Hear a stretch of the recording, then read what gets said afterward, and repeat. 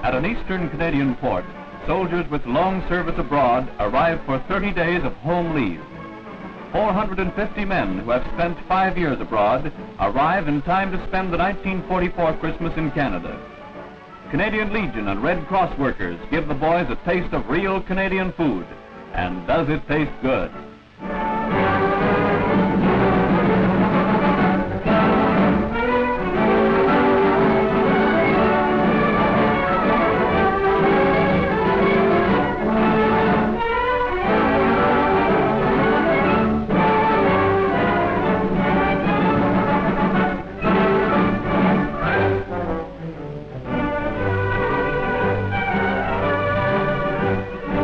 In Montreal, the band of Military District No.4 leads the welcoming parade. At the distribution center, the leave men embark on trains for points east and west.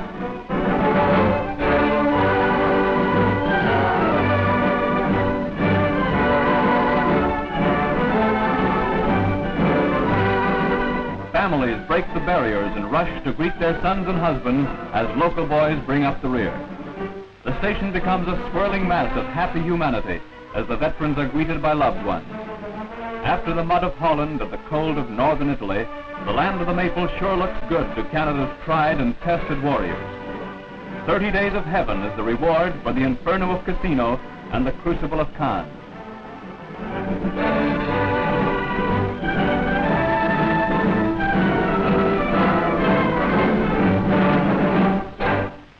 Mother Nature dresses the countryside in seasonable costume for the contingent from southern Ontario.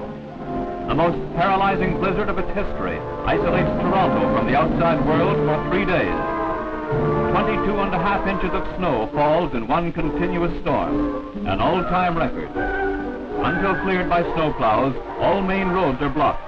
Rail traffic is at a standstill. Troops do yeoman duty in clearing city arteries. By the time leave men arrive, things are functioning normally.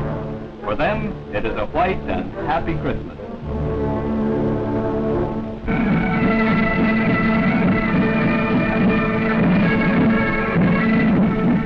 The venerable Flanders Castle of Ghent, Belgium, looks down on a ceremonial parade of the 3rd Canadian Division. The occasion is the presentation of the Ghent Medal of Honor to the city's Canadian liberators.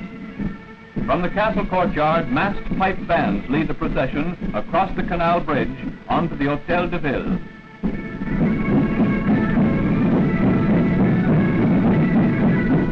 Under the shadow of the historic Ghent Cathedral, the Guard of Honor is drawn up for inspection. Composed of Cameron Highlanders of Ottawa, it is reviewed by the town Burgemeister.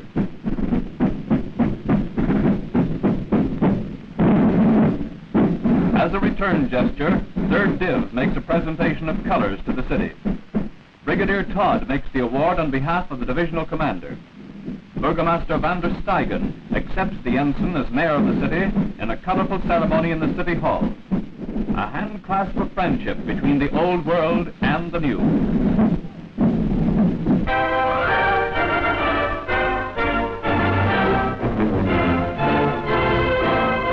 From the Royal Canadian Air Force headquarters in Ottawa, the story is released of a well-kept war secret. A flying suit is developed to prevent fighter pilots blacking out in power dives. Blackout means temporary unconsciousness caused by centrifugal force in diving aircraft. Electrodes on head and chest register the reactions of the flyer as a test is made without the flying suit. To simulate a speeding plane, a device called the centrifuge is used. The machine whirls a man around as he sits at the controls, which are the same as in a plane.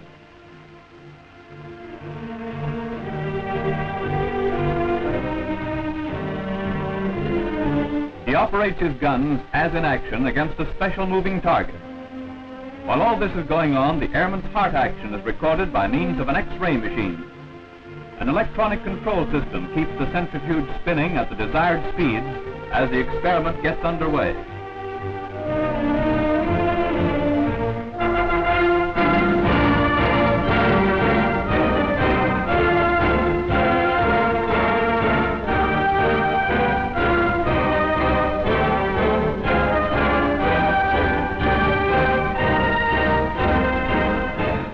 The speed effect is measured in terms of the normal pull of the Earth's gravity, 1g being the constant.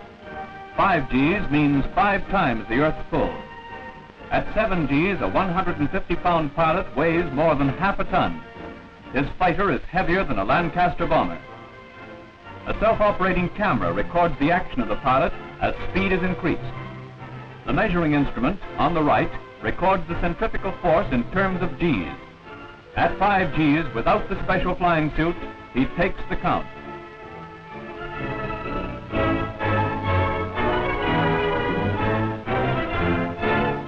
A graph records the reactions of various organs of the body.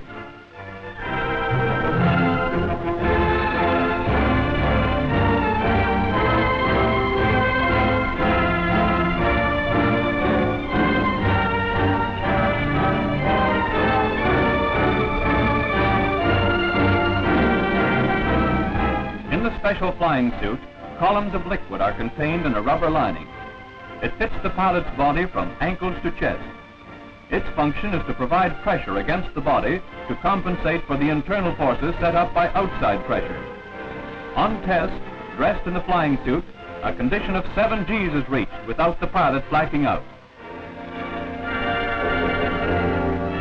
First used by the Fleet Air Arm at Oran in 1942, Wing Commander Wilbur R. Frank's invention is a most valuable contribution to combat flying developed in Canada.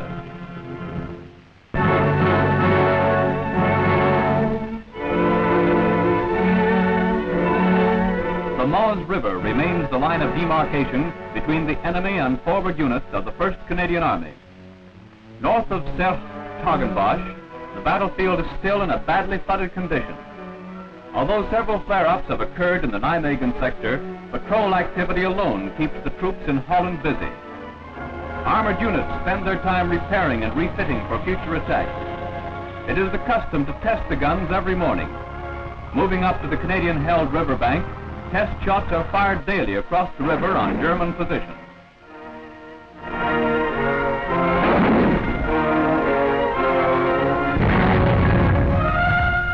Reconnaissance units continually probe enemy positions.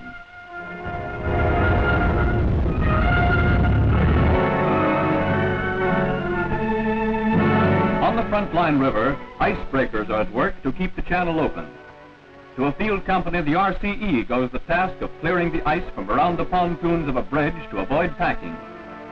Thanks to a Canadian Legion canteen wagon, a hot cup of tea is available to warm the sappers between their bouts with Old Man Winter. So the path is kept open for future drives forward.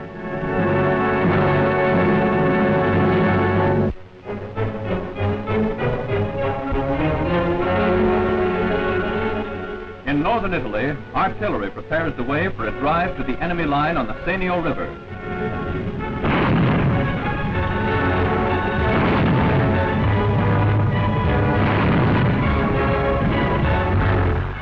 German self-propelled guns augment the barrage of our own 25-pounders.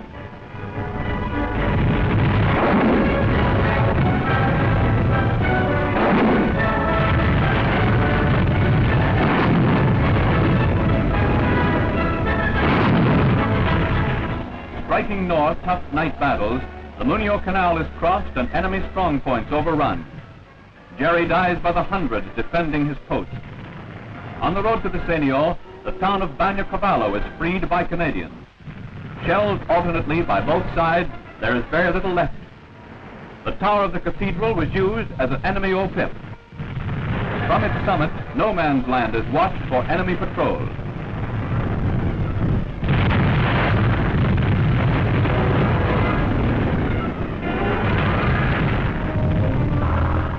In the brief respite after the objective has been reached, maintenance of gear and vehicles is attended to. Weapons are cleaned and captured equipment checked over. There is time for a little relaxation before the signal comes through to advance.